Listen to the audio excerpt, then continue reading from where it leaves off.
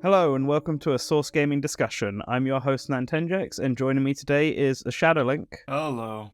and we are going to be talking about Legend of Zelda Tears of the Kingdom, specifically the story, the lore, all of that sort of stuff, what this game brings to the series and what it kind of removes, and just giving our general thoughts on how we felt about it going into it. We're both pretty big on the Zelda series. I think that should be obvious to plenty of people. So Look at me. yeah. Exactly. So we think we got some thoughts, I'm going to say, but I think we'll start this off with two things. First, obviously, spoilers. There's going to be spoilers in this. Yes. We're not going to hold back on anything, so if you're still trying to avoid any sort of story stuff, I'd suggest going and beating the game and then coming back here. Yep. We'll probably even talk about some of the side story stuff, so it's really up to you at what point in the game you think you're satisfied that you're going to be able to listen to this. And I guess the other thing to mention is that the way we're going to just be starting this off is giving our general thoughts on the story and then diving into more details that we want to specifically discuss. And I guess I'll go first on this, on my general impression. A quick one is that I thought the story was pretty decent. I quite liked it. There's definitely some annoying points in it, but I think a lot of my issues with this story come specifically from the execution as opposed to the content of it. I do have quite a few issues with execution on this, which I know I'm not alone on. We can talk about that in a moment. But what about you, Shadowlink? What are your thoughts on the story?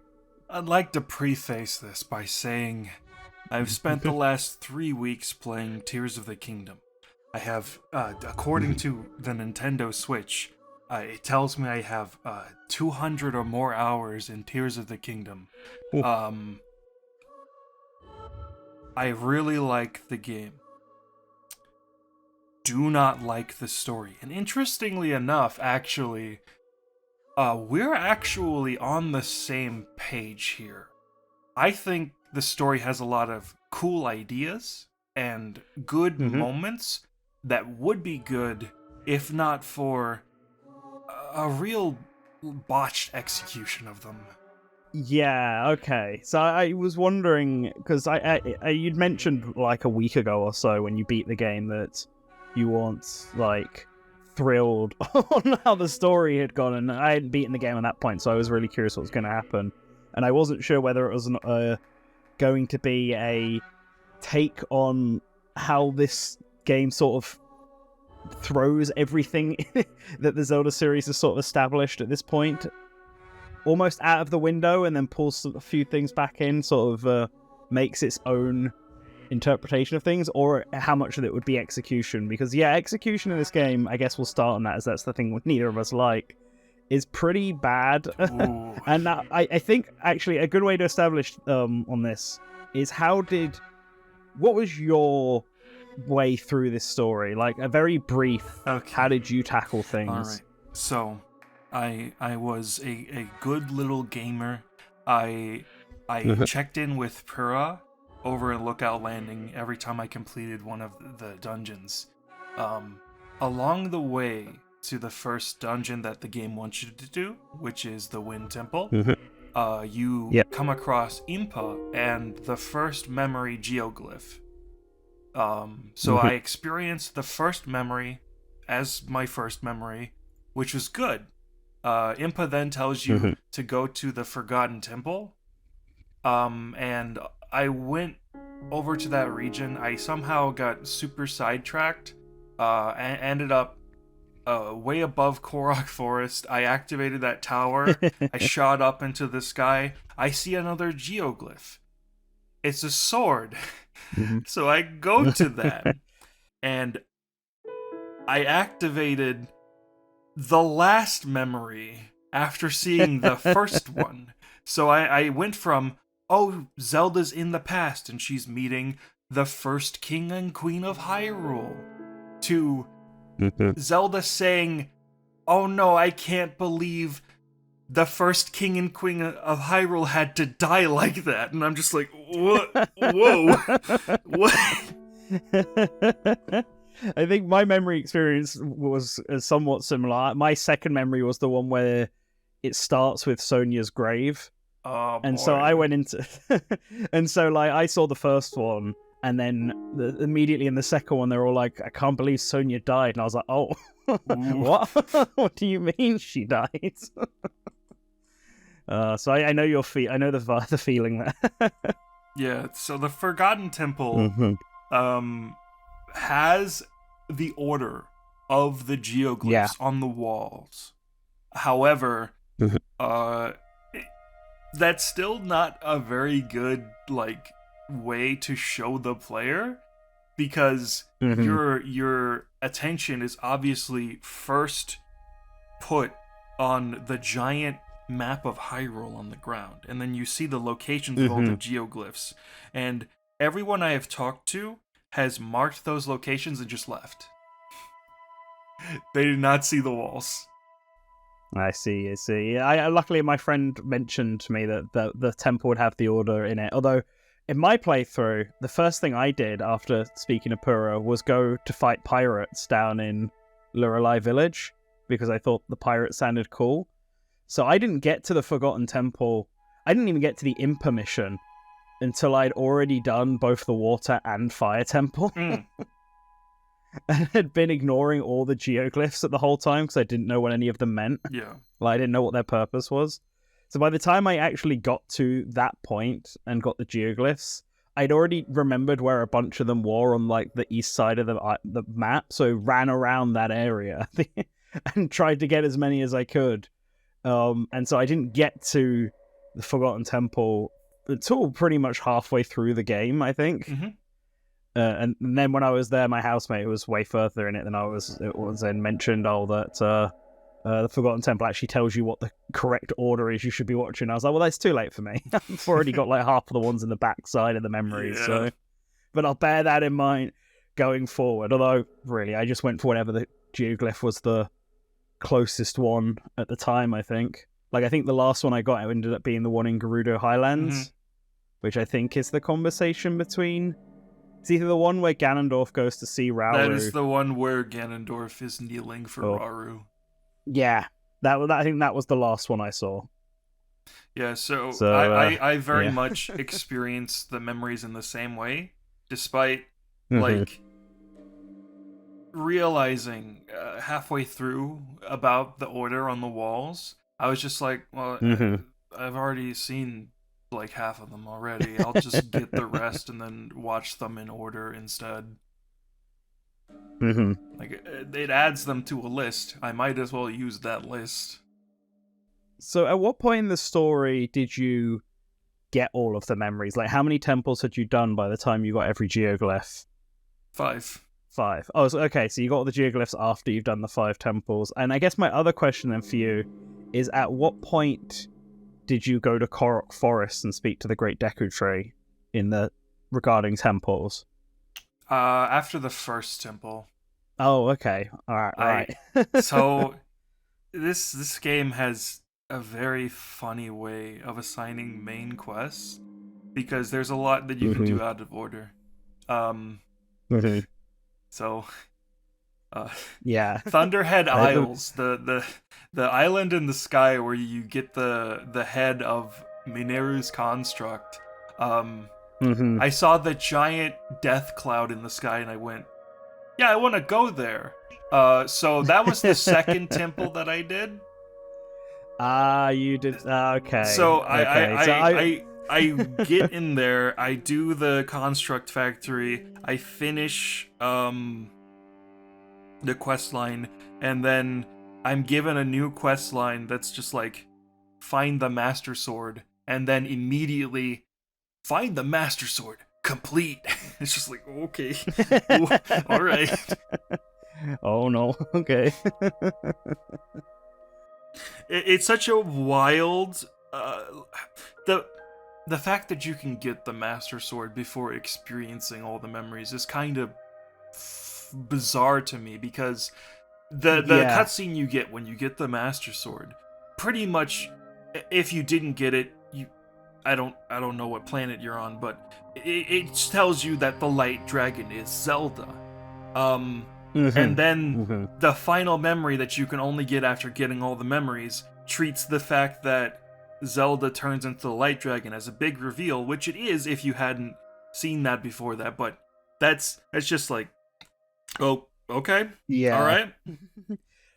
So you did this exact same thing, basically, that my housemate did. So I've been having this discussion over the last 2 weeks because he got ahead of me, and he did the Wind Temple first, then did Korok Forest, then went straight to the Master Sword, got that reveal, then went into Thundercloud Temple just to see if he could, and did, and then got Minoru as his second temple as well. Yeah. And then had to do everything else out of like order, and like the last thing he did was go to the castle where Phantom Zelda is, and then do the ring ruins, which are completely pointless at this point if you already got Minoru. Yes. Because what's the point? You already have the 5th stage. And like he was telling me that he had 0 motivation on this plot for the entire second half of the game because he already knew what the twist was. So Link stands around as everyone's like, where's Zelda? Or we need to do this and all that. And Link knows everything and he doesn't say anything. Like, the plot doesn't work. And it's really weird because it's all stuff that it feels like they could have easily done this. Like you said, you shouldn't really be able to get the Master Sword before you've gotten all the memories, at least, like all the geoglyphs. Oh god. And they could have easily just done that by having the Light Dragon be just so high in the sky it's unreachable. Yeah. But it's not. You can just fly to it from the Skyview Temple at any point. I suppose if it's close enough. And the fact that you can get onto Thunderclap Island before doing the Zonai stuff is ridiculous. Like, I was lucky because I wanted to do the Thunder thing, but I just sort of assumed that the game wouldn't let me and that I'd have to activate some kind of something on the ground in order to have the Thundercloud clear up. And like, just like how the Wind Temple is hidden behind a giant vortex and you have to go through it a specific way, I assumed the Thunderclap Island would be the same. So didn't even bother attempting to go through it, and I'm kind of glad I did, because my order through this ended up being doing the 4 temples, doing Phantom Zelda, getting all the geoglyphs at that point. Yeah. And then deciding to go get the 5th stage before getting the Master Sword and doing Koga at the end. So if you go into Thunderhead Isles before the cloud is cleared, you have fundamentally like no visibility whatsoever. You cannot see shit. However, you do have a map in the bottom right of your screen. So I just progressively headed toward the Eye of the Storm, and sure enough, there was something there. Yeah. Well, like, you can see the shrine from outside of it. Like, when I did do that island, I just flew from the Sky Island over to the end of the Thunder Island where the shrine was, because I could see it, and just dropped down and just skipped the entire island. And I only went back to the island today, in fact, because I realized that there was a second shrine on the island that I had just completely skipped. Yep. So I went back to go get it. So I didn't even do that island. I just landed right at the exit. And so you don't, even if you can't see anything, you can still see the green glow from the shrine, which means you can still just avoid everything. Which it's baffling to me. It feels, I understand that they want this and Breath of the Wild to be like free flowing and let players do what they want, but it really feels like they want to have, they should have some sort of railroading at points to prevent players from being able to absolutely break the story like this. I think it's not exactly so. I want to support the idea that people can do what they want in whatever order, because it's what people erroneously think the original Legend of Zelda is like. However, the game needs to be structured in a way to support that. Yes. Yeah, I mean, that's the thing, because I've been talking about this with my housemate this last 2 weeks, and sharing this kind of experience. We started thinking about, well, what is like the order that the game wants you to do? And there is like, it feels like the plot was written with a very specific order in mind, just based on the pacing and how reveals happen and where stuff happens. Like, so because I did Hebra third, not only did I not do the Impa mission and get the geoglyph until I was, halfway through the game or halfway through this part of the game, I also didn't activate the Lucky Clover missions. And I'd already been to like 3/4 of the stables by this point. Oh. Which just meant that I had to go back to every stable. Like, I'd found the musical troupe and rescued all of its members, except for the drummer, actually. And I'd found every Great Fairy, but I hadn't activated the Lucky Clover mission, so I couldn't do anything with them. And I ended up having this sort of slog between the Phantom Zelda section and the 5th stage, where I kind of just went back to a bunch of stables and did their quest lines now.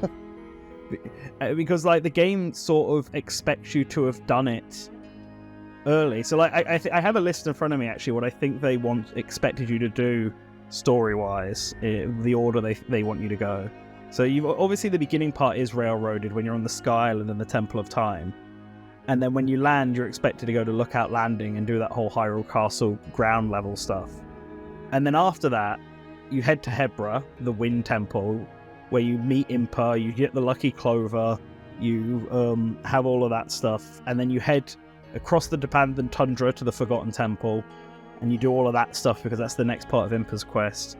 Then you go back to Lookout Landing and you get the camera and do the depths, because the depths is also something I didn't even know about until like a quarter of the way through the game. And the only reason I went back there early enough is because I was wanting to know where the camera was, and my friend told me that I need to go like back to Lookout Landing at some point in order to get the camera, so I walked back there briefly before warping back to wherever I was. Funny aside here, so I had explored 75% of the depths before I found out that you get the camera there. See, that's something else, because Koga, right? So Koga is in the depths, and his mission activates once you've done the second of the depths mission. So you get the camera from the first one, then the second one you get auto build and Koga. And then you can keep just doing Kogas and explore like all of the depths that way. But Koga's missions are weird because it feels like the game wants you to do them in between temples. Yes, absolutely. Except for the last one, which I feel like the game wants you to do as the very last thing. Either that or get the Master Sword.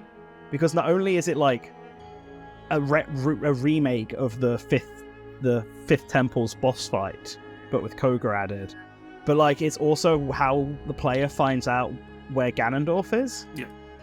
And like that, I actually did Koga's last. I just happened to leave it until the very end, and so it feels like fighting Koga is the penultimate thing you do before entering the final dungeon. But you can do it as early as the first temple. Yeah. So if you just continue that quest line, because it just keeps flowing into itself. Yeah, I beat the Wind Temple, and then I went around in the depths for like 10 hours. I saved before the last Koga fight, because I had a feeling that the game was gonna do the funny where Yiga soldiers spawn everywhere in the overworld if you beat Koga, and it sure did. So I haven't technically beaten Koga on my save file yet. That's literally going to be the last thing I do in the game. Right.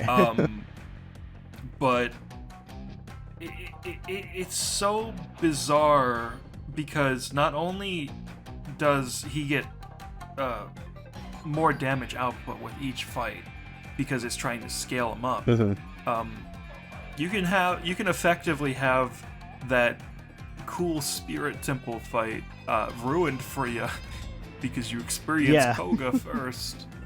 Yeah, the game does that a few times. The hands, I really like the Floor Masters or the Gloom, whatever they're called in this game. And then I had like a huge shock when I beat one for the first time, and then it just becomes Phantom Ganon. But like, that was a really cool moment. But it kind of ruins the Phantom Ganon fight at Hyrule Castle, because that's the boss battle of Hyrule Castle, is fighting Phantom Ganon. I know he throws like 5 at you at once. But by this point, I'd killed so many Phantom Ganons that I knew exactly what to do, and it was just like a regular battle to me at this time. And I feel like it that kind of ruins things there. I agree, and I would take this one step further, actually. Oh, yeah? I had killed, like, 30 Phantom Ganons. I don't even know how many there are, but whatever the maximum is, just, like, subtract 5 or 6, and I've killed that many. Ganondorf himself having fundamentally the exact same moveset as Phantom Ganon, aside from the fact that he can flurry rush you or shoot projectiles in his Demon King form. It just made that final boss so boring. Because I was like, I knew all of his patterns.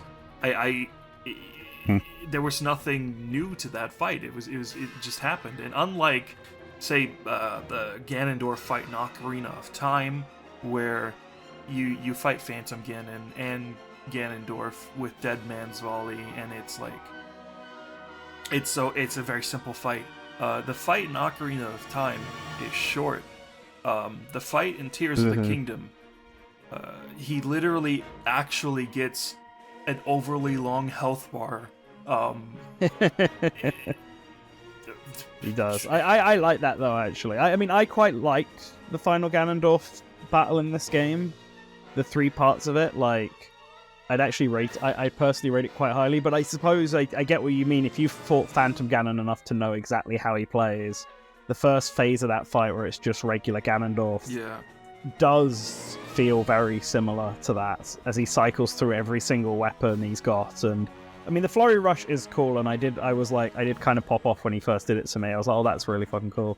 But it is it is very similar to the Phantom Ganon fight. I think the thing that makes it slightly different for me is that you can't use the sages in the first phase of the Ganondorf battle because they're off doing their own thing.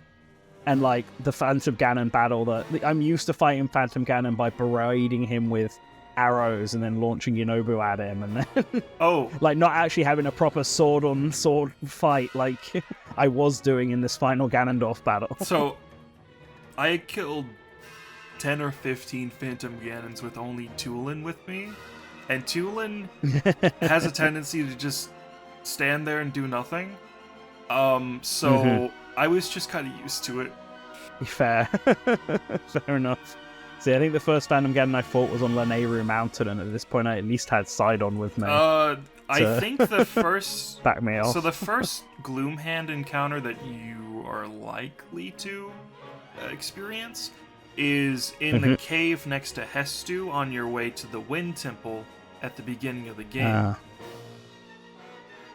For me, the first time I met Hestu was at Lookout Landing. Oh, yeah. So I don't even know where that is, that cave. on your way to the Wind Temple, if you go like directly to it, like straight line to it, Hestu will be scared of some Evermeans, and you help him out.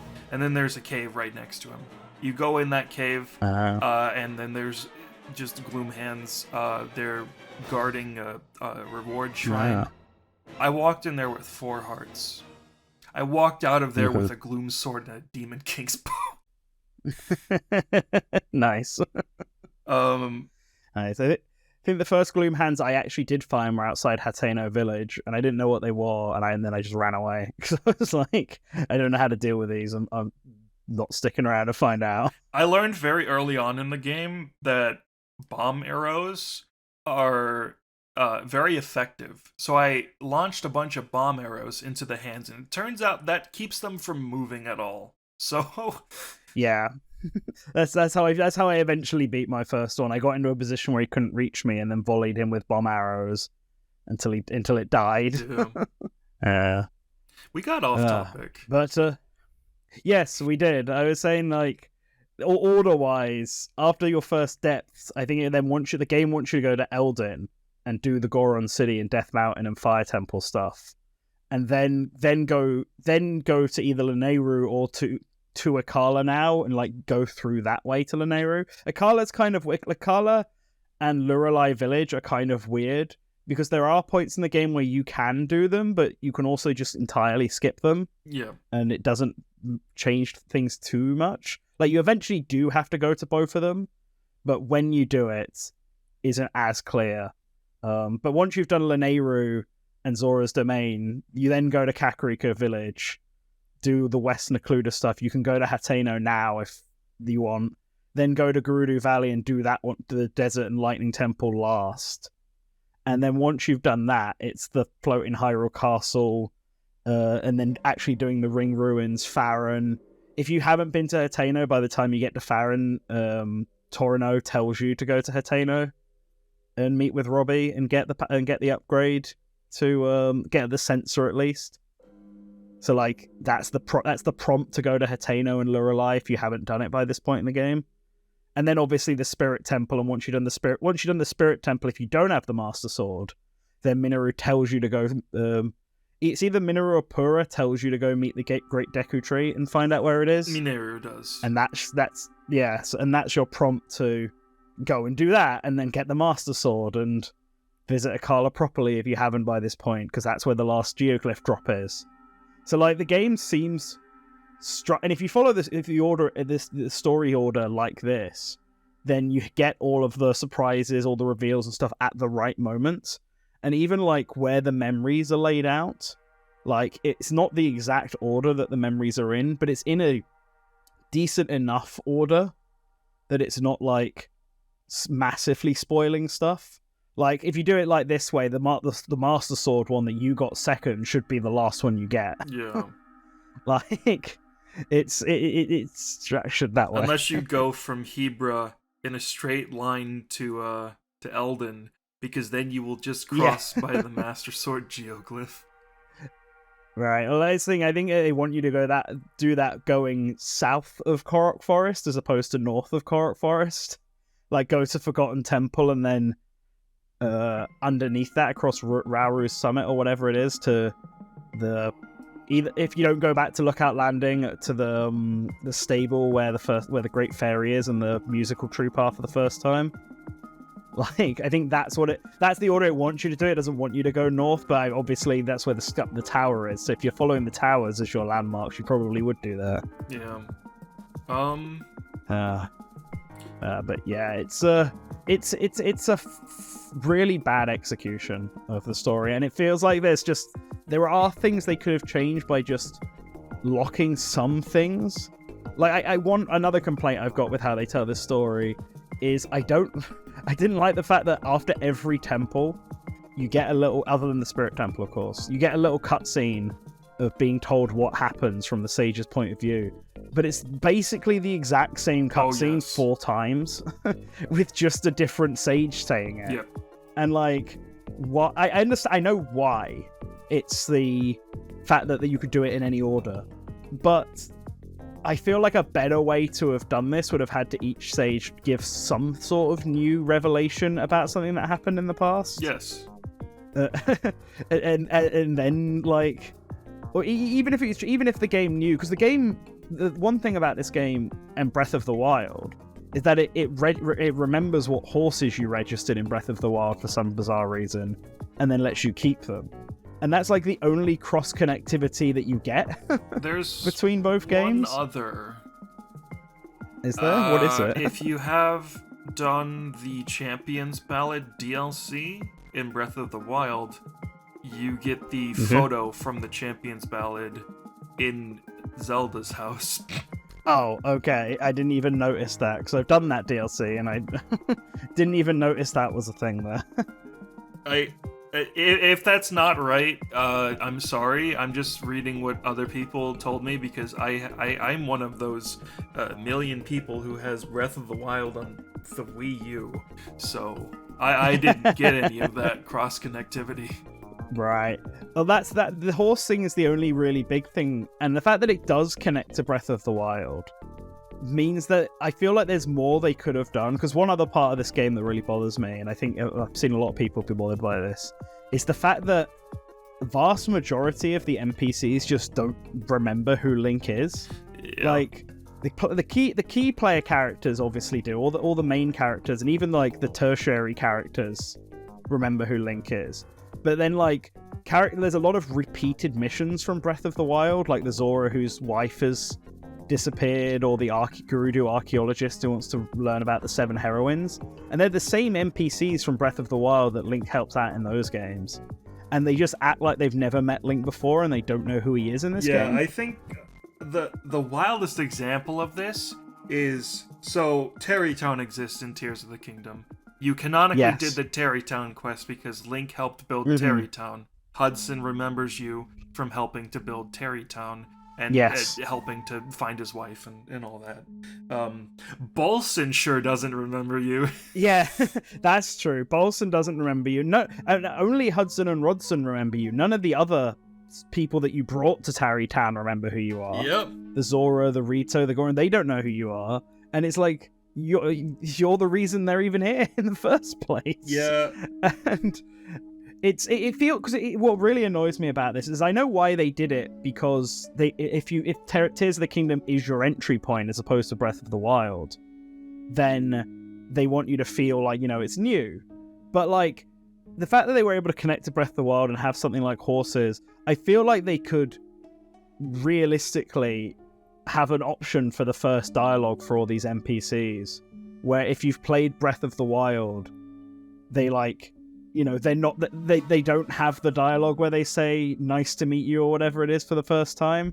Like, they just have an alternative first line of dialogue that doesn't imply that this is the first time they met. That is a lot of work, though, because the game is in so many different languages. So I feel like they could have just written the dialogue in a way so that it is neutral towards whether they recognize you or not. So like, you're not constantly going, "Hey, don't you remember me?" You talk to an NPC that you remember from Breath of the Wild, and they just treat you like a person, and they're not just like, "Hello." They're just like, just a random stranger. "Hey, dude, I got this thing to tell you." Yeah, yeah, it's true. That would probably be an easy way. I don't know. Maybe it is a lot because of the different languages and stuff. But I feel like one sentence. I mean, there are a lot of NPCs in this game. To be fair. Many. But they really stretched the meme maker to its limits.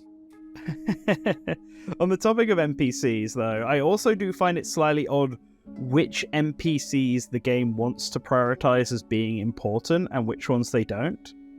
Like, some of them are obviously, like, really obvious. All the sages are important characters. Pura, Robbie, they're both important. Joshua's important because of the whole Depths quest line and all this. And then, like, other NPC characters who are key to each region, like Yuna is to Sidon. Like, Yuna's like your first talking point for that quest. And Teba, obviously, he's a key character in the first game. He's the Rito chief now, so he's also important. But then you get, like, the Goron side. And Yonobu has his 2 little Goron buddies, who basically are his representative.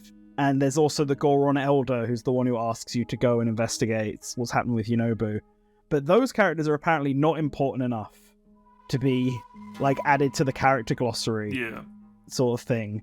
And then you have, like, all the characters from each region who go to Lookout Landing once you've done your thing. You got the 2 Goron kids. You got, I think his name is Hearth, who's the Rito with the hair. Yep. And then the old Zora dude, Mozu, whatever, and then Buliara. And of those 4, Buliara is the only one to be added to the character glossary and get a full art and stuff like that. Even though she's about as important as the others who are there. And then you get, like, the King Zora, who gets added to the glossary when you meet him. But he does fuck all in this story. He gives you his scales and tells you about Zelda, and that's about it. He does about as much as the Goron Elder does, but gets treated on, like, a higher pedestal for some reason. And then you get characters like Pell and Tracy, who you arguably see them more than you see any other Pen and Tracy. Sorry, not Pell. Pen and Tracy, you arguably see them more than most of the characters from each of the regions in this game, but they're apparently not main enough characters to get in, to be put in here. Bolson as well, he's the main person from Lurelei Village that you speak to, and he's not there, which means no one from the Lurelei region village is in your character glossary. It's only slightly more important in this game than it was in Breath of the Wild. It's Yeah, it just sort of it's the things I really liked the glossary as a feature in this game. I thought it was cute, but it really kind of bothered me how inconsistent it was in what it what it felt like it needed to tell the player and what it didn't want to tell the player. And yeah, kind of wish it was a bit more expansive now, because there's quite a few fun tertiary characters who could have been here, but oh well. We've talked a lot negatively so far, because just to get it off our chests, why don't we talk about some of the positives and some of the stuff we like about this story and what it's doing for the series and stuff. Nantan, you're on your own.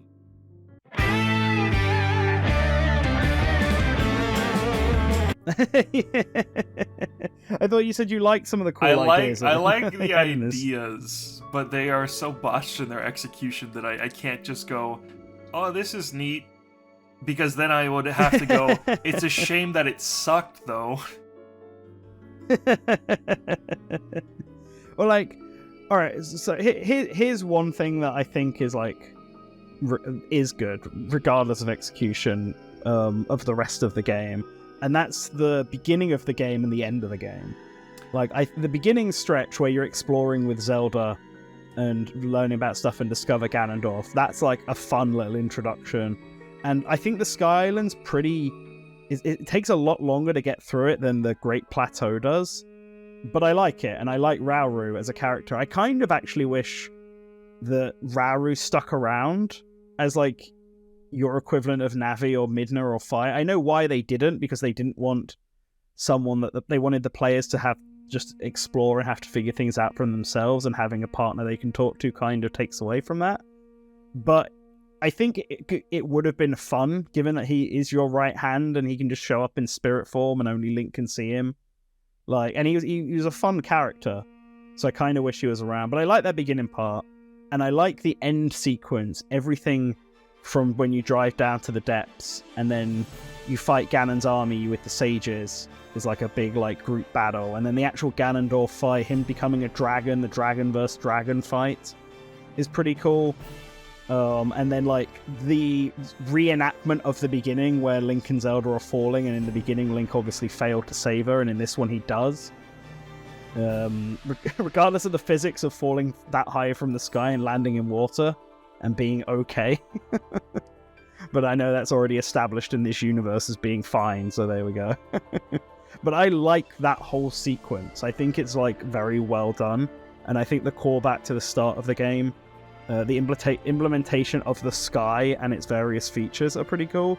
I kind of wish that Link remained armless, but I know it would then be hard to coordinate that scene because he wouldn't have his primary arm to reach out to Zelda with. But it would have been fun, even just from a future standpoint, if Link had like a robot arm in the next game or something like that, because he lost his arm in this one.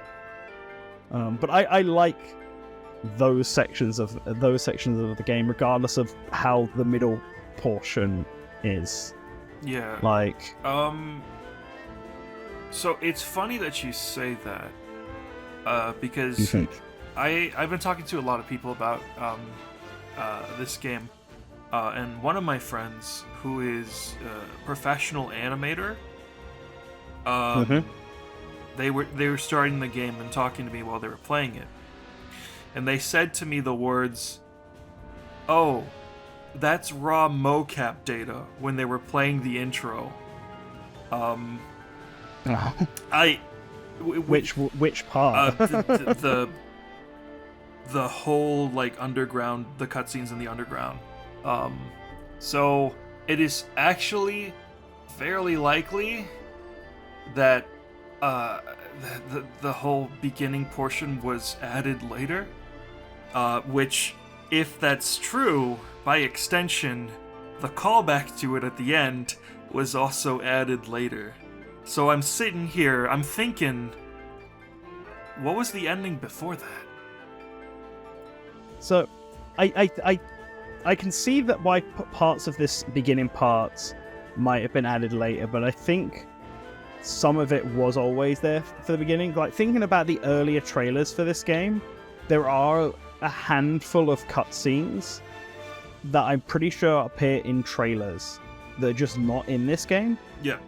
And like the very first trailer is a great example of this because we see Link and Zelda making their way down to the bottom, and they've got like the Don thing with the back with its old bags, and they stop by a campfire and all this, and like none of this happens in the actual game. Yeah. A lot of that early portion is changed, so I wouldn't be surprised if they just changed a bunch of stuff towards the end of the game at the first, but the general idea is still there. So I have a theory about that, and I don't really have much evidence aside from the animation looking a bit jank in the opening, but I think the game was originally supposed to open with Link waking up on the Great Sky Island, and then going around in the underground and finding Ganondorf was going to be a memory cutscene. Right. That would make sense for showing like why the cutscenes are different, because the first trailer is definitely just a cutscene and not playable, and they made it playable in this one. And as an extension of that, I think adding that intro actually kind of ruins a lot of the rest of the game. Because you think so there's a specific thing about that intro, and the rest of the plot that is the rest of the plot is kind of negatively affected by that intro being there, and that is, with that intro, we know what happened to Zelda.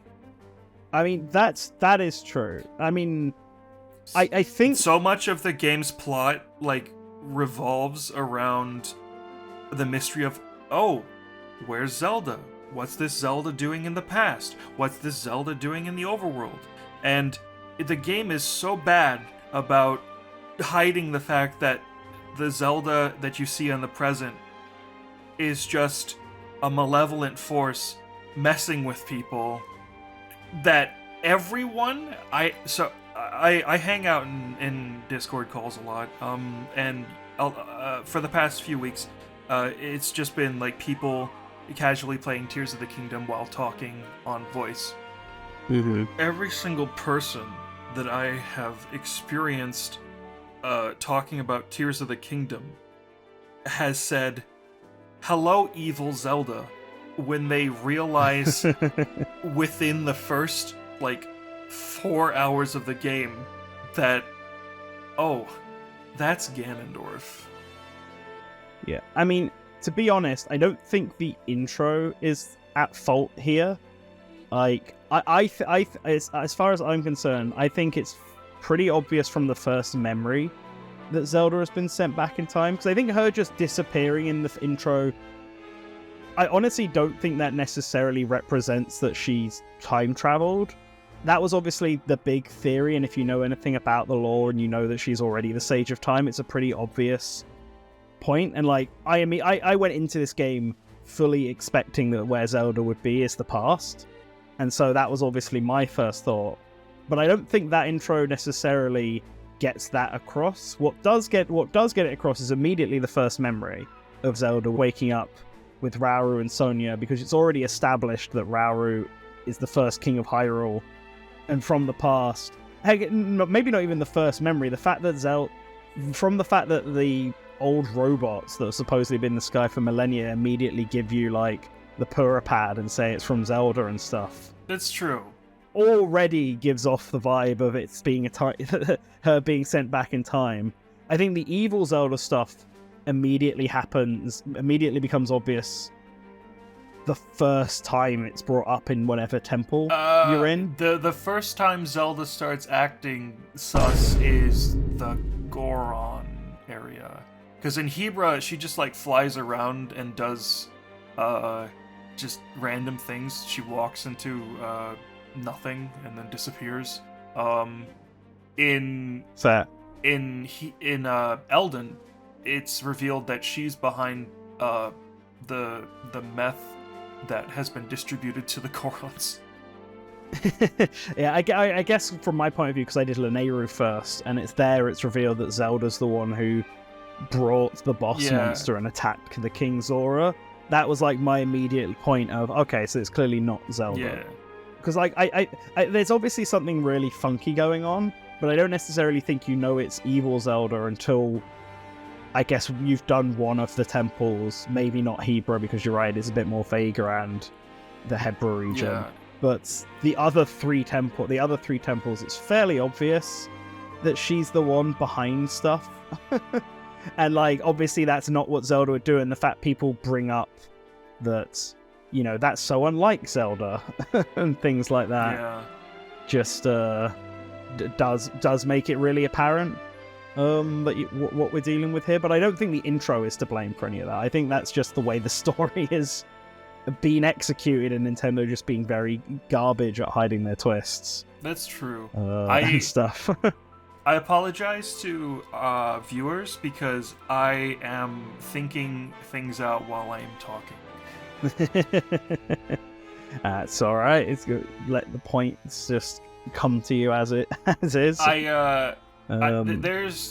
a lot of holes I can pick in the Tears of the Kingdom story. That's not one with like much concrete reasoning. The one that is weird to me is so the way the secret stones work is whoever gets it changes the element of the one that they're using, right?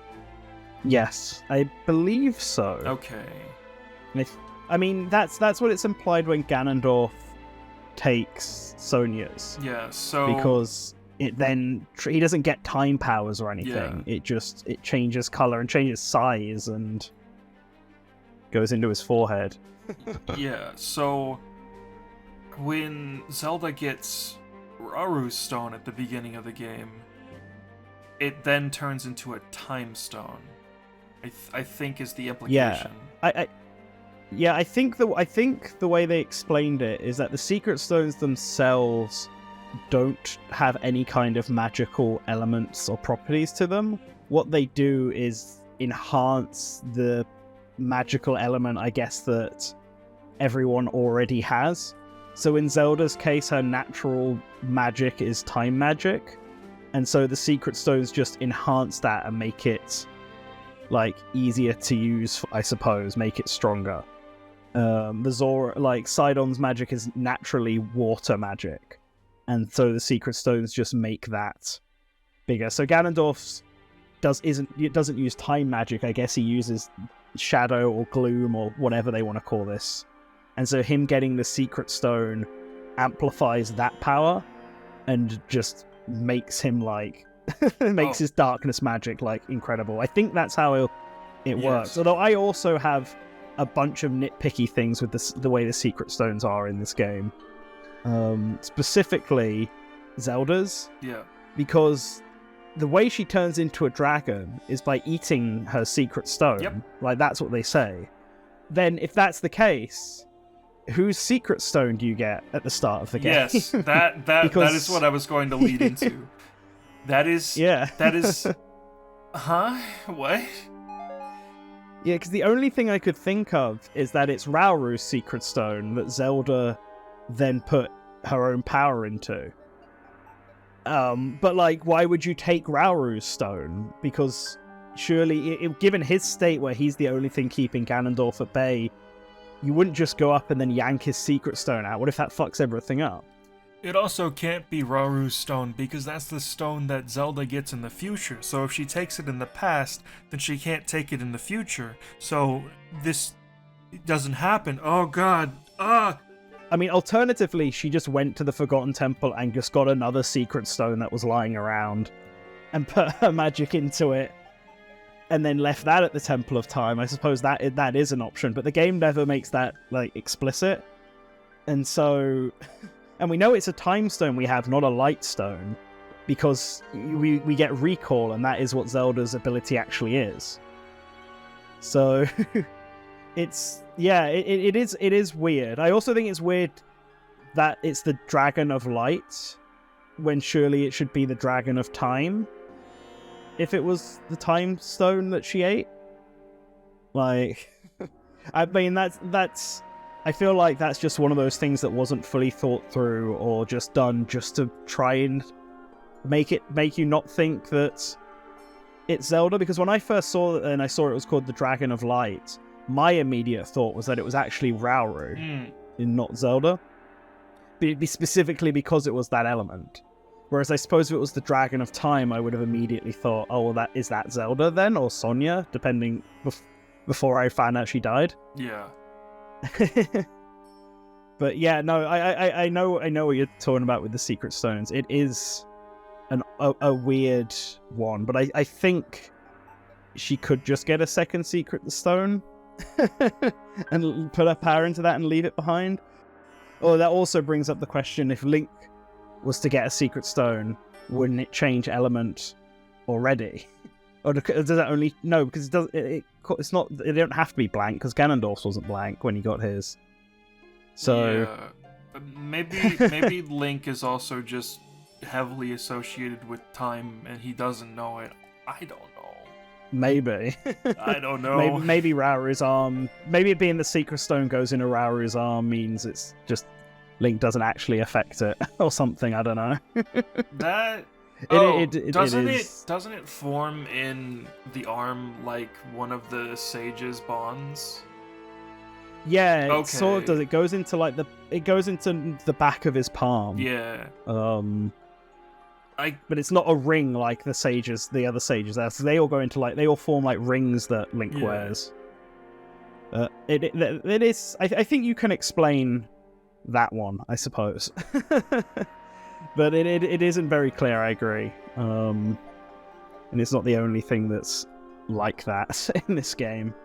I also think that Sonya kind of gets really underused in this. She kind of only exists to be a connection to Zelda, being that it's her ancestor, so that Zelda has some Hylian in her. And also just to be a way that Ganondorf can get his Secret Stone. Yeah. I do wonder if the DLC might rectify this a bit, because Sonya's spirit is obviously still around, as she shows up at the end of the game alongside Rauru to help Link and basically reverse time on his hand to bring it back. So her spirit is still there, but even if she isn't, and I'm assuming the DLC will add a new temple in. So I do wonder whether we're going to get like a Temple of Light, or the Temple of Time will actually get a full temple to itself. And Sonya will appear in that in some way. And that's how they'll incorporate her into this. Yeah. But right now, she does kind of feel like... I mean, again, the character glossary stuff, Rauru gets to be on the character glossary, and so does Minoru. But Sonya's apparently not important enough to be included. I'm pretty sure she's not. Her and the other 4 sages aren't. Which I'm kind of disappointed they didn't give us names for the sages. I sort of know why they didn't, but... I know why they didn't give us names. I know why they didn't give us names. If they told us their names, 3 of them would be Ruto, Darunia, and Naburu. I would have gone with that if it wasn't for the fact that, like, if the Rito guy was a girl, and they were all meant to be references to others. But the fact that it's not, one fan theory I've heard is that all the divine beasts are named after the sages. So it wouldn't be Ruto, it'd be Ruta, would be that specific sage, and not Naburo, but Naboris, and stuff like that. Not Darunia, but Rudania. And I know they're obviously those names were made to be references to the Ocarina of Time sage anyway, but this is a way of reincorporating those in. I kind of like that.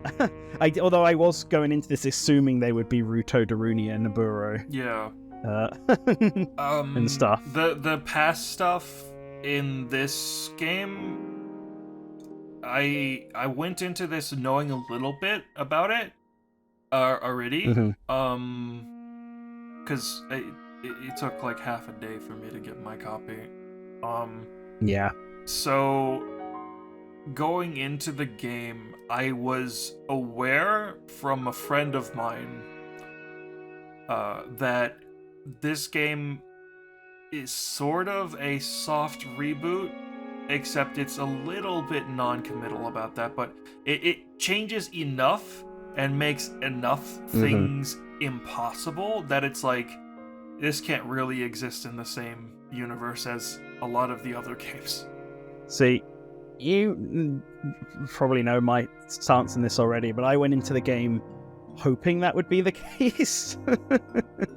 Because I was convinced after Breath of the Wild that Nintendo had decided to just yeet the Zelda timeline and just restart a new sort of thing and pick and choose, and they've really done that with this game.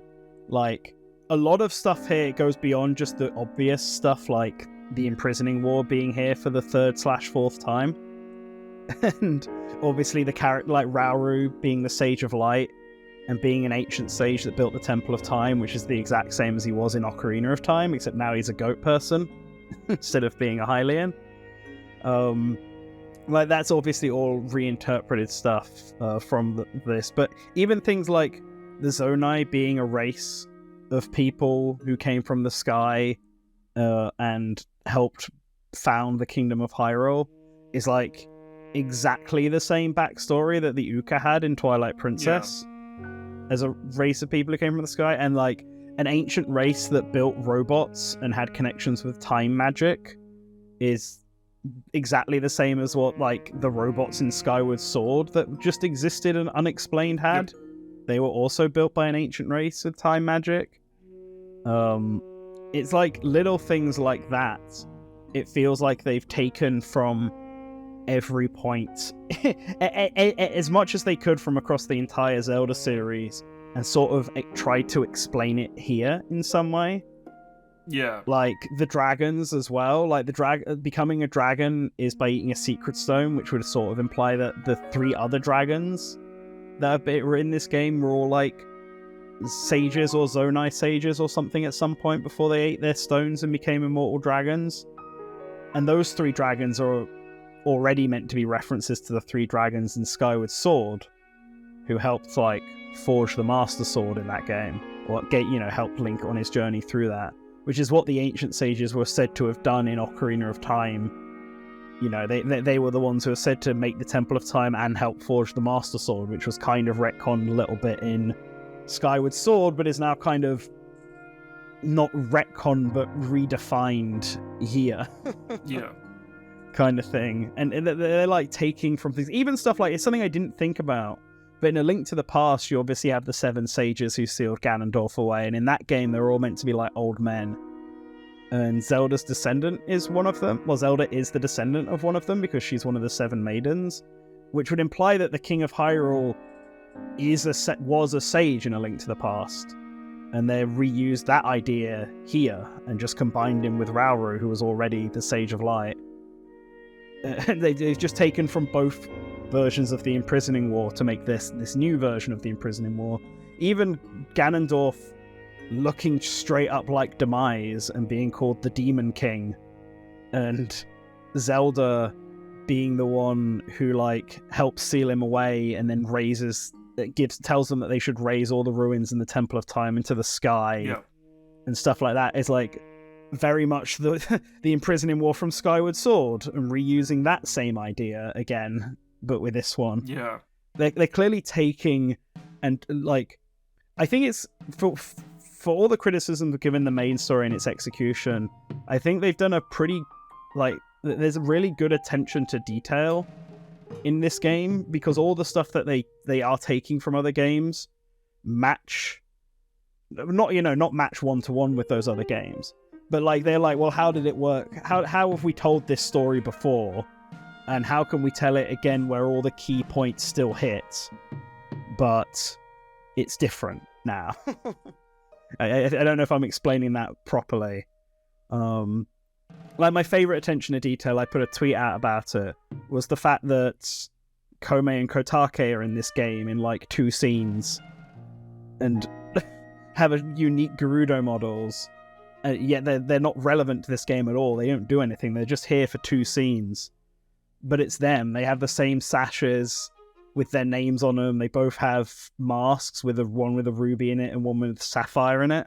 Like, it's clearly a reference to the two characters from Ocarina of Time. Yeah. And they're just here. I forget if it's just one or all of them, but Ganondorf's weapons, the Gloom weapons, they have Gome and Kotake on them.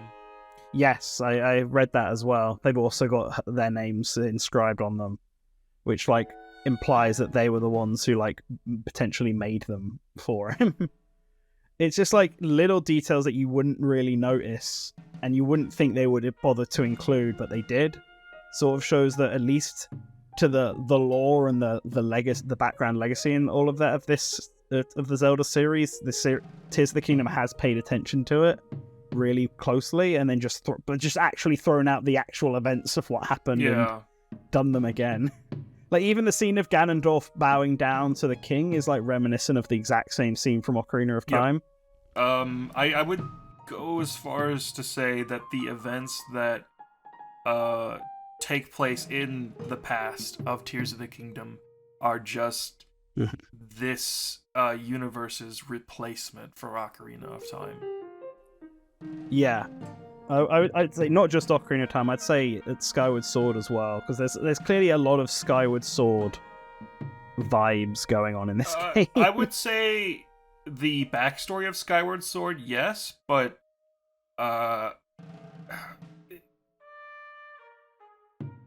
still exists in this universe. It's funny. I don't know.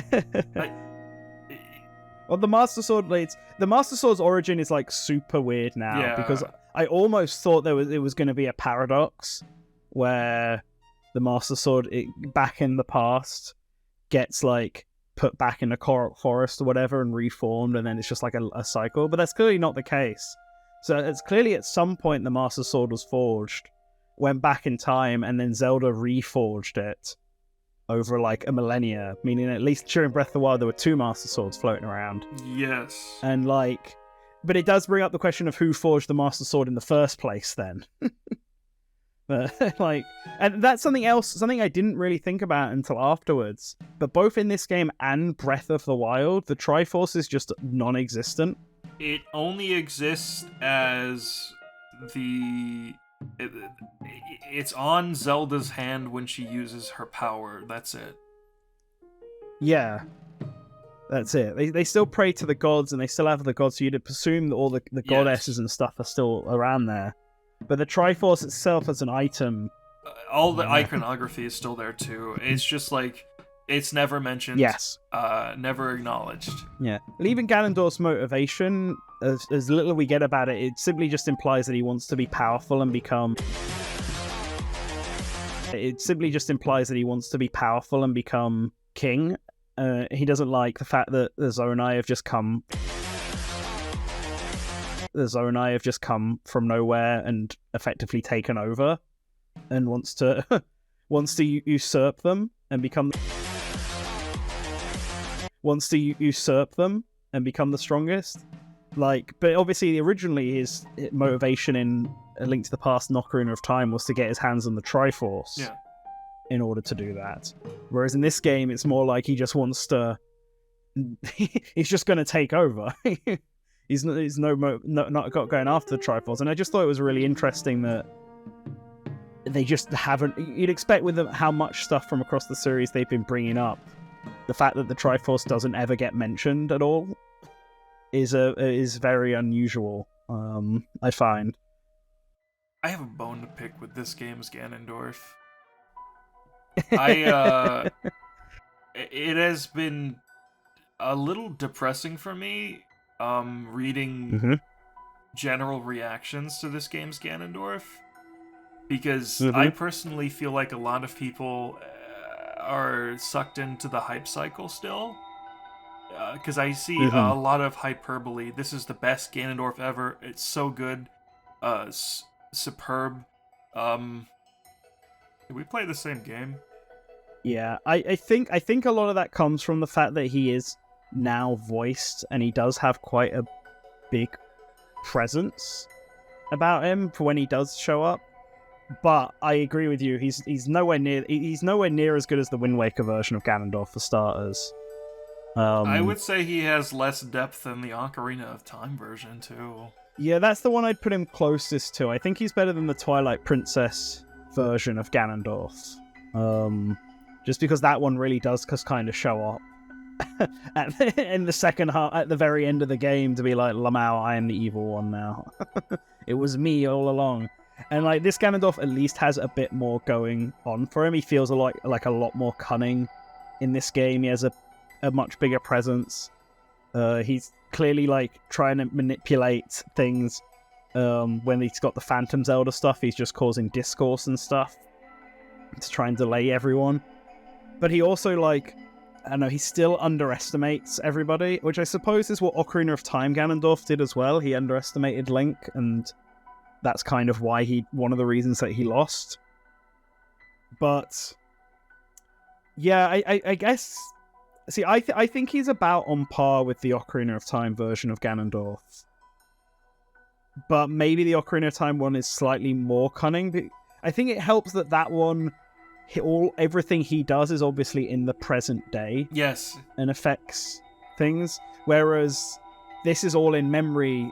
All the stuff Ganondorf does in the present day is really just delay Link, which isn't as good as, like, allowing Link to get all of the stuff to open the seal and then, like, running in after him to, like, letting Link do all the hard work for him. Like, that's a much better plan. And you could have had something similar in this, but they didn't. He kind of swore loyalty to King Rauru and then, I guess, made a phantom version of Zelda and snuck up on Sonia when she wasn't looking. Yeah, they just, like, cut to that. It is as jarring in the game as... oh my god. They skip so many events in the past to just go to, like, key moments. And that connective tissue not being there is you could feel it. It's like there should be more there. It is the most glaring omission because they like establish that Rauru, Sonia, and Zelda don't trust Ganondorf immediately, like at all. But Rauru's logic is that, you know, keep your enemies closer, and I get that. But yeah, the fact that we don't see Ganondorf really interact with anyone. Up until the point that he then just betrays Sonia. Like, it would have been more interesting, I feel like, to have a scene of, like, Zelda and Ganondorf interacting, or Ganondorf and Rauru, or Ganondorf and Sonia, like, interacting slightly more peacefully to get a bit more out of Ganondorf before he then, like, kills her. I feel like this Ganondorf has no character outside of he's evil. And he has no strong motivation other than he wants to take over everything and create chaos. It feels to me, Ganondorf and Tears of the Kingdom feels to me like they are gesturing at Ganondorf that you remember and going, hey, look, it's Ganondorf. He's not the same Ganondorf, but look, it's do you remember Ganondorf? Yeah. They miss such a fundamental chance to establish this character who has been absent for almost 2 decades, especially because the Breath of the Wild audience doesn't play old Zelda games, so this is their chance to establish Ganondorf for them too. And they just miss the mark so much. Yeah, I think it's an issue of taking the key things from Ganondorf from across the series and then just putting in what the bare key points are and not expanding on anything else. Like, and so because they don't spend enough time on, like, actually building him out as a character, it does sort of lack that punch. Like, I'd have been really interested to see how the rest of the Gerudo feel about Ganondorf, because they're clearly, like, you know, he's their king, and, like, up until they're basically like, they're like the Gerudo Sage. Yeah, there is a Gerudo Sage in this game, but why is there one? Because Ganondorf and the Gerudo are all on the same side because he's their king, and they swear loyalty to Rauru, and then he obviously betrays them. But the second he gets his secret stone and effectively becomes a demon king, he just chucks the rest of the Gerudo aside.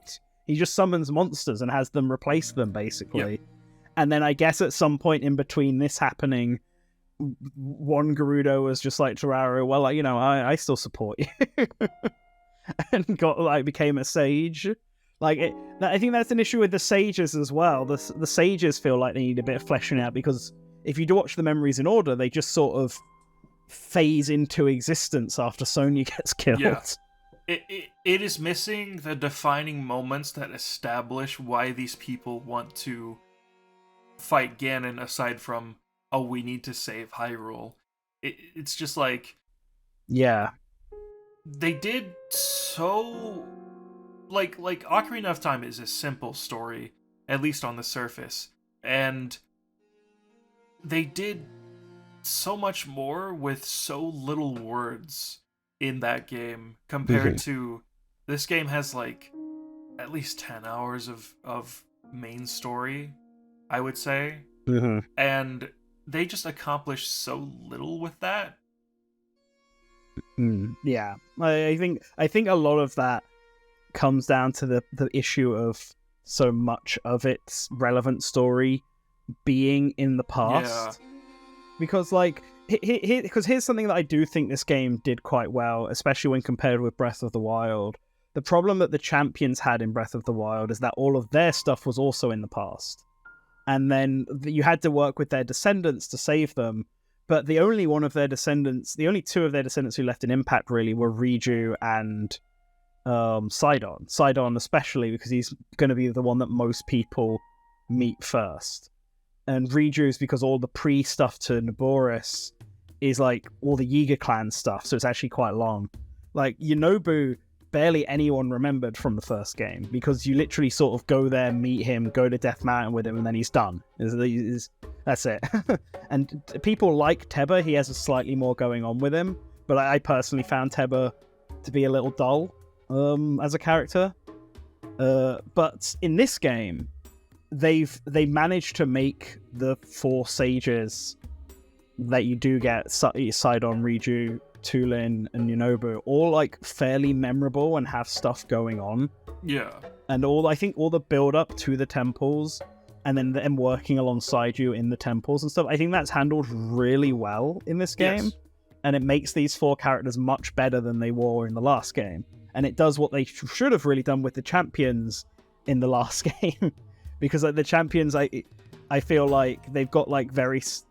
I think the champions have very exaggerated personalities almost, because they had very limited time to get anything across, so they just had to go with, well, Rivali's the boisterous one, and Mipha's the quiet one, and Daruk's the big lovable guy.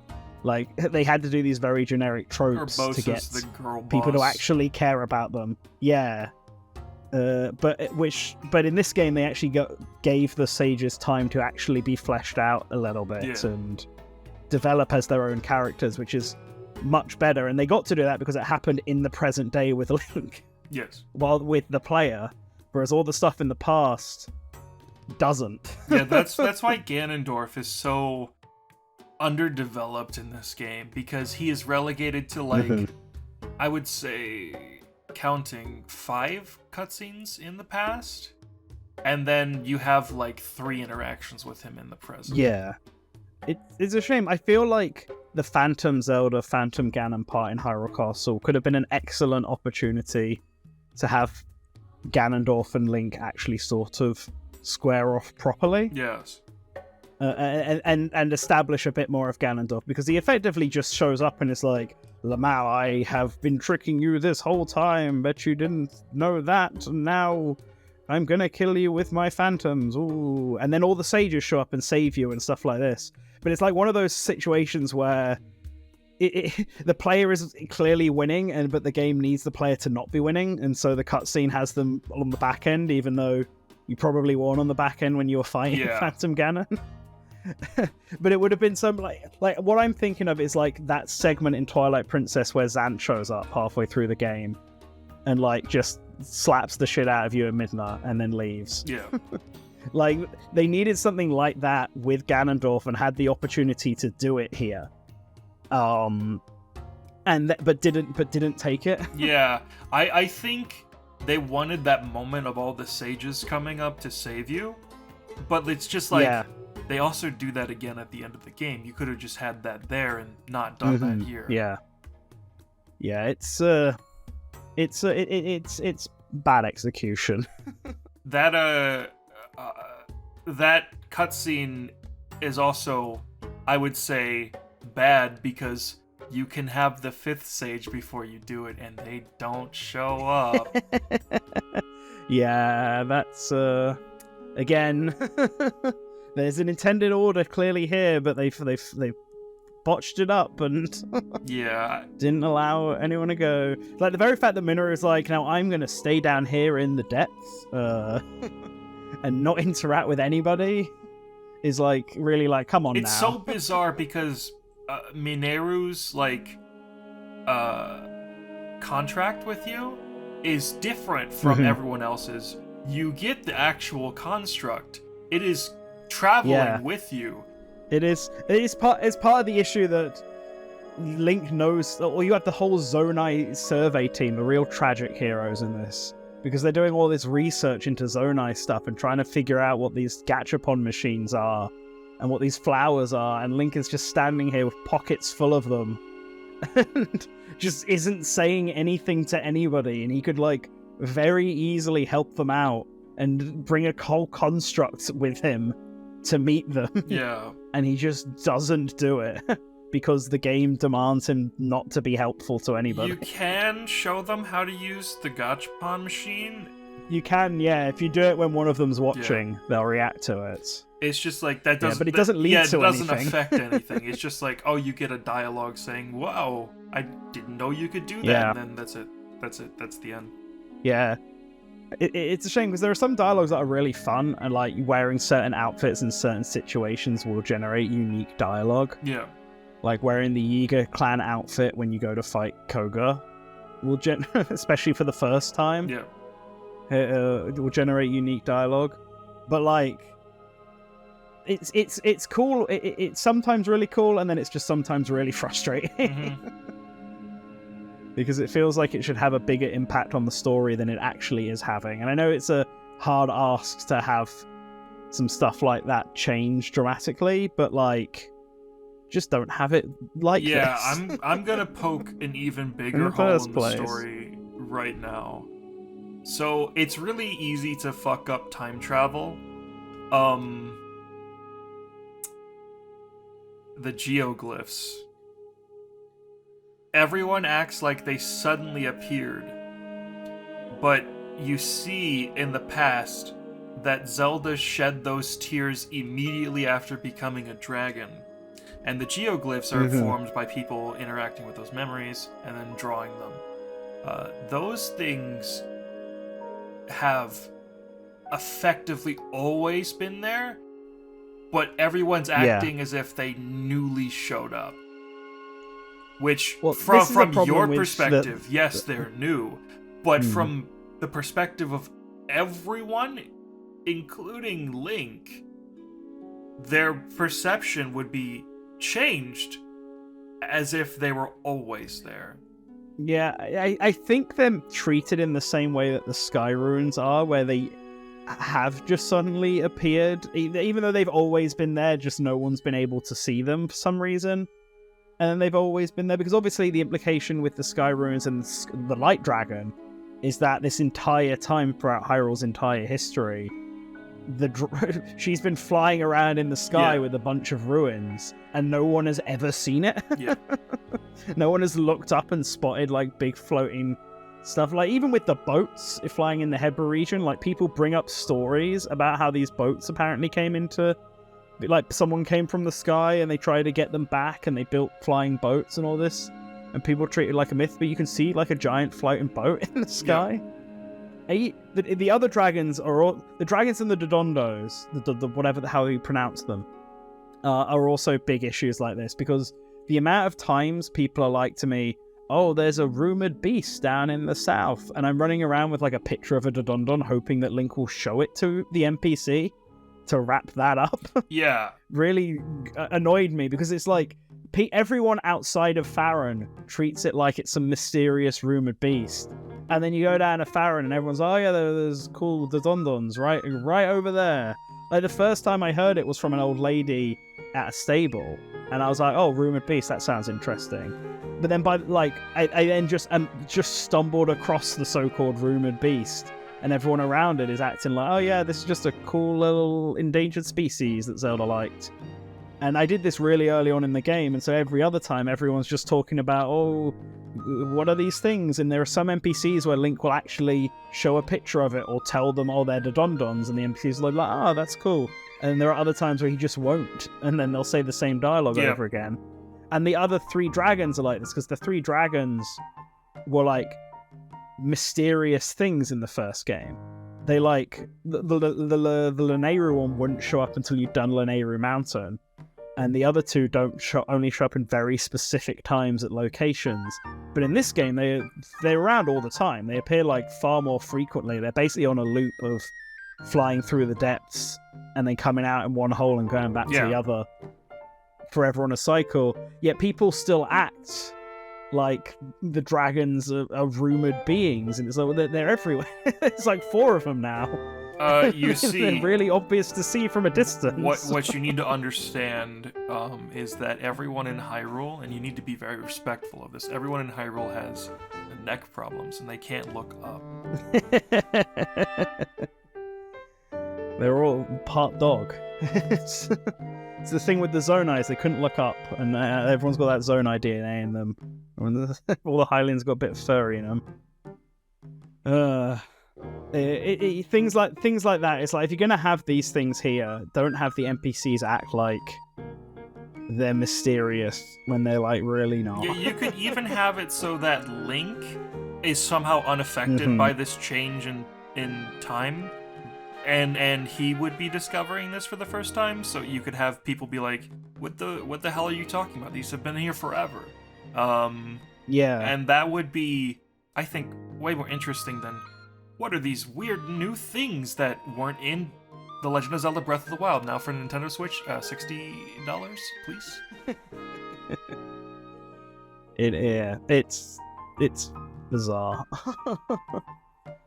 I do like the dragons. I do like the final fight with turning into a dragon. I think that's kind of a neat take on the Ganondorf's fight. I actually really like that fight. They successfully pulled off the spectacle finale, which they did not do in Breath of the Wild. Everyone unanimously thinks that fight is a joke. It is hard carried by the music in that fight. This one has the oomph, the presence, the bravado, and the music. It's done very well. Yeah, I was really impressed at how they incorporated all of the sky mechanics and the gliding and stuff like that. That's such a key part of this game into the final boss fight. It's like that's what they tried to do with the Calamity Ganon boss fight in the first game, by putting it in Hyrule Field so that you'd ride a horse around and do archery, because that was such a big part of the first game.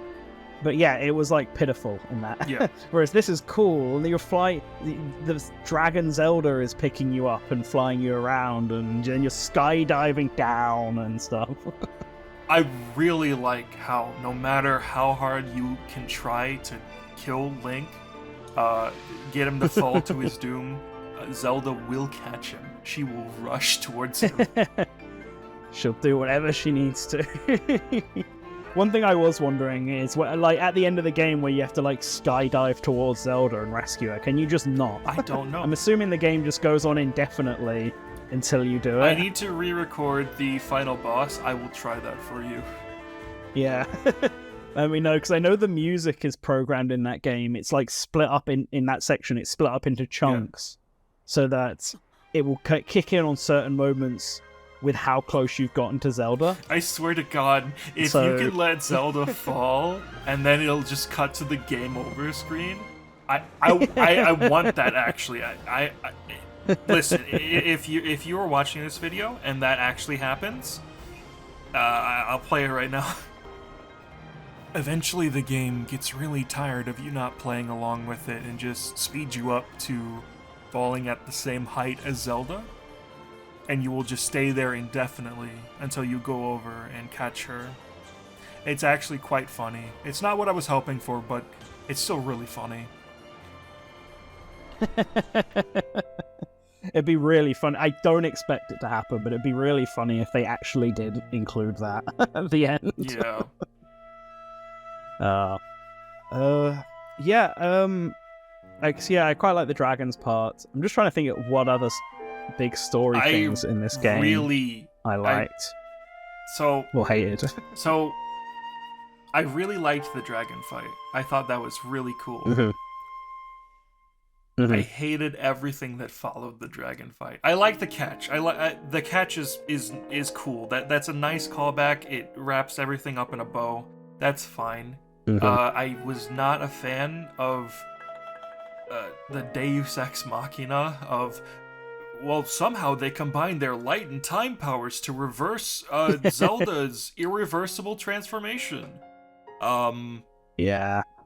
And when in the ending, when the sages all lined up and gave the sage speech from the memory cutscene, like it was such a big moment, like oh, they're calling back to that, when it's just like 1 minute of the game that doesn't even get like a special focus on it. And it's just like I feel like the writers wrote a story but did not know how it was going to be told, and they didn't really account for how it was going to be told at all.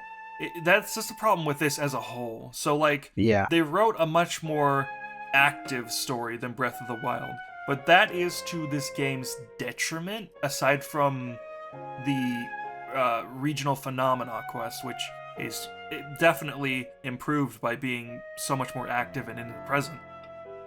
The reason memories, I don't like memories. I think they're awful, but I can admit that Breath of the Wild did them well, because there are not really major plot revelations in the memories for Breath of the Wild until the one that you get after you've seen all the memories. What you're experiencing is just details of a story that you already know. The calamity happened 100 years ago. Here's some things that happened during that. Whereas in Tears of the Kingdom, the memories are stuff you don't know at all. Yeah.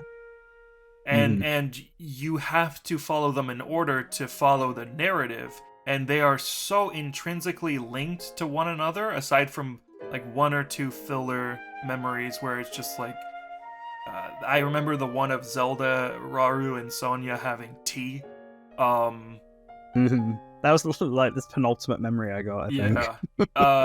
But so many of the memories, basically from the point where Ganondorf tries to kill Sonya and then kills Sonya, they're all intrinsically linked 1-1-1 instead of there being something in between them. And if you don't get those in order, the story just falls flat. It does not work. Yeah. I honestly, that's probably the best summarization of this game's plot. It feels like it was written with something very specific in mind, but the way this game tells that story causes it to lose momentum, feel weird, and just not work in a satisfying way. Yeah. And it's especially made worse if you do things unintentionally out of order, which is really easy to do because of the way this game was designed. And that's why I think the scene of Link failing to catch Zelda and then Link successfully catching Zelda was added later, because I imagine that in testing the game, if it didn't have that before, it was lacking a kind of connective tissue to bring it all together, because it's really haphazard without that. And that feels like the only thing in this game that was written with an intention of when it's going to happen and how it's going to happen. Yeah. That's what I said. The beginning and the ending of this game feel like a great, and that's because you can't do them out of any specific order, and it puts a bow on everything. Okay, so Zelda's sacrifice in turning into the Light Dragon. So she basically dies. She gives up her life to restore the Master Sword in the hope that it will help to defeat Ganondorf eons in the future. So she lives for an extremely long time with the Master Sword in her head, powering it up from being attached to sacred power. That's how it works, I think. That is undercut so much by the game itself, and they're acutely aware of what they've done.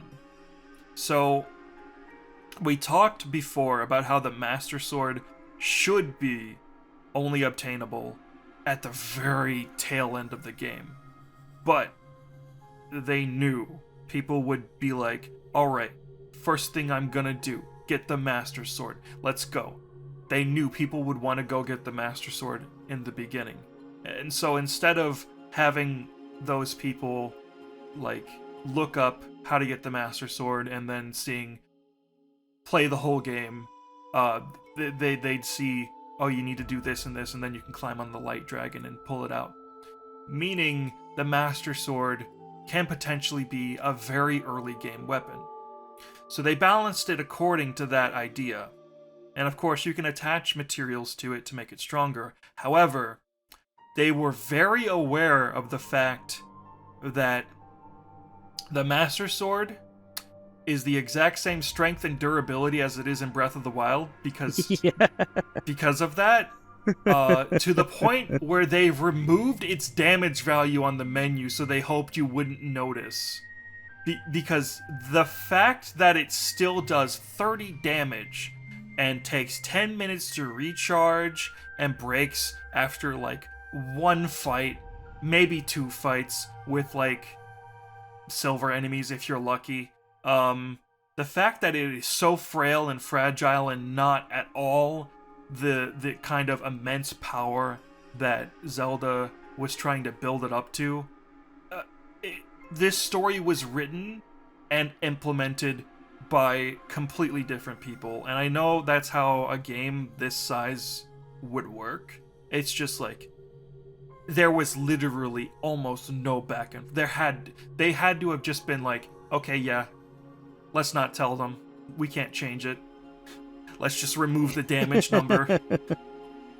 Yeah, I did notice that actually. I talked about it because I realized it wasn't actually that powerful as well when I was playing it. I don't know if this is like a placebo effect. I feel like it does slightly more damage against enemies with gloom effects on them, like in the depths, but that might be just made up. Okay. Oh no. Yeah, that's true. That's true. Because it lights up blue. It is just like how enemies from Breath of the Wild that have Ganondorf's evil energy light up the Master Sword and you do extra damage. By the way, it's very funny that they... so, in case you're unaware, Malice is a concept invented by Nintendo of America. It only exists in the English version of the game. Okay, I didn't know that actually. And so they canonized that sort of concept with Tears of the Kingdom. And there was a mandate. You cannot call it Malice. Every mention of Malice is removed. The word Malice does not appear in the game's script. Somebody was very angry that they made this such a huge part of the game's lore in the English localization. And they were just like, okay, so this is a big part of our lore now. However, we're gonna call it what we want to call it. And it's just like, jeez. But yeah, that aside, it's just like, oh my god, the Master Sword as an end of game item rather than a... So, in Breath of the Wild, the fact that you could get early in the game was a subversion of the fact that you usually get it around the midway point in every other Zelda game where you get the Master Sword. Yeah. getting it at the end of the game, while it would be the same as Skyward Sword, that's completely different though, because you're building that sword for the entire game. Yeah, that's like the Just premise. getting the Master Sword at the end of the game would also be a subversion of that trope. And it's just like, I feel like this story could have just been so much better with a lot more restrictions put on the player.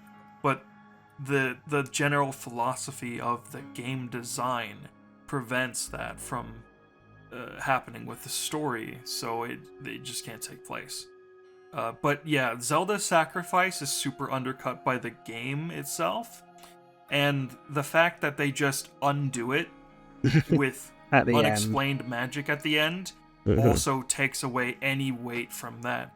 Like, I walked out of Zelda sacrificing herself to become the Light Dragon. I was like, damn, did they kill Zelda? And I'm sitting here the whole time like, no, they wouldn't kill Zelda. They didn't even do that in the last game. She just magically lives 100 years, and doesn't age a day. Yeah. I mean, Ganondorf magically lives fucking a millennia, and then just like has an energy drink and powers back up again when he's in the basement. Which I knew they had to have you fight big bulky Ganondorf for the final boss, but the way it's handled, where he's just like, alright, power all around me, I'm now buff once more, is certainly a choice to explain that. But no, I think, and this goes back to Sonya not being a real part of the plot. I also expected them to bring Zelda back at somehow. And the way I thought they would do it is by having Sonya use some kind, either use the Triforce to make that wish, or have Sonya use like her time powers to basically reverse the time on Zelda, to turn her back into like the state she was in before she ate the thing, effectively, like, undoing it, which I guess might be the implication, because Sonya obviously shows up, and they showed early on in a memory that one cutscene where Rauru basically blasts a billion Moldugas at once. Yeah. And in that, Sonya and Zelda both use their power to amplify his power so that he can do this. So in a way, I can see it being Rauru doing it doing the reverse of this, amplifying Sonya's power so she can literally reverse time and millennia on Zelda and bring her back to pre-dragon form. But I feel like that only really works as an explanation if the player was established to Sonya more, and that her time powers were more expanded upon than it is now. Because as far as we know as players, just based on what the game tells us, all the time power is recall. That's the only time we ever see either of them use it, is when Zelda does recall on one item. And that's it. Quick aside here, I think Nantan misremembered what happened in this scene, because it is Sonya and Rauru channeling their power through Link. Essentially the same thing as two time powers being channeled into a large blast of light. It is time and light being channeled into a large blast of time power. It doesn't make sense. It just happens. But that was my interpretation of how it has. A bigger difference, a bigger plot hole, is how the immortal dragon Ganondorf just fucking dies. A nuke fucking goes off and everything around him is fine. Yeah, I actually like audibly burst out laughing when that happened, because like I pinpointed it. It happens like above Korok Forest. So, big rip to all the Koroks in the Deku Tree. Just got absolutely nuked by Ganondorf exploding. Yeah, I actually like screamed when I saw the nuke. Yeah. It's so over the top and ridiculous. It's so fucking dumb. I actually love it. Yeah. It's pretty great. Just burn half of the Korok Forest away. Goodbye. But yeah. That's maybe DLC will expand on this. I'm kind of, to bring up Sonya again, kind of disappointed with her role in this. I sort of went into this thinking that she would turn out to be Hylia in the end, because she has that sort of like look about her that I felt like she was very clearly related to Zelda. She's in the past, Hyrule's founding. It felt like it would work really well, but then she's not, and she barely plays a role. And I don't know, maybe it's just me. Maybe I'm having like a Berenstein Bear effect going on. But I feel like one of the previous trailers for Tears of the Kingdom had like a scene where Link and Sonya were like in the same room. Like, I feel like there's a line where Zelda's like, "Oh, take care of him for me," and then you see like Link sort of like, you know, one knee down or whatever, and then a hand gets put on his shoulder. And I feel like I always just thought that was Sonya, that like it'd be that'd be related to getting the Master Sword or something. But then that cutscene's not in the game, so I don't know if I've made it up. Note to self: I'll go investigate the trailers, and I'll provide an explanation for what Nintendex is seeing here. Yeah, please do. Nintendex was actually thinking about this scene, which is featured in the third and final trailer, where Rauru puts his hand on Zelda's shoulder and comforts her.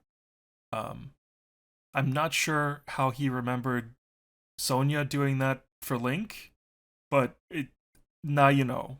I think that's pretty much sums up this game's story, so I think we can probably wrap up the discussion here. So let's do that. So thank you, everybody, for listening this far, 1 hour and a half in. Let us know in the comments what you thought about this game's story, like your overall thoughts. What did you like? What didn't you like? What do you want them to do next? Like, I am kind of curious, will the next game continue on in this sort of shared universe that Breath of the Wild and Tears of the Kingdom had? Like, could we be seeing a trilogy going on here? Or will it just, like, forsake all of this and do something completely random and out of left field as the next mainline Zelda game? Not if, like, Grezzo's making a new 2D Zelda or something like that. I mean, the next big one by the main Zelda team. I'm curious to see how they go about it, both in the story department and the gameplay department. But yeah, let us know down below. Up on screen will be the patrons. Special thank you to all of them for helping to support this channel and helping us to make content like this. So if you want to know how you can join them, description below. It'd be great if you could support us by liking the video, because it'll help out in the algorithm and all that. Maybe even watch another video after this one. You can have a look at my previous Breath of the Wild timeline video. We can link that at the end here, so you can see, because I think it's highly relevant to the Tears of the Kingdom and how the story got told in there. So go watch that. We'll probably have more Tears of the Kingdom content in the future. Hope you join us then. Bye-bye. Bye-bye.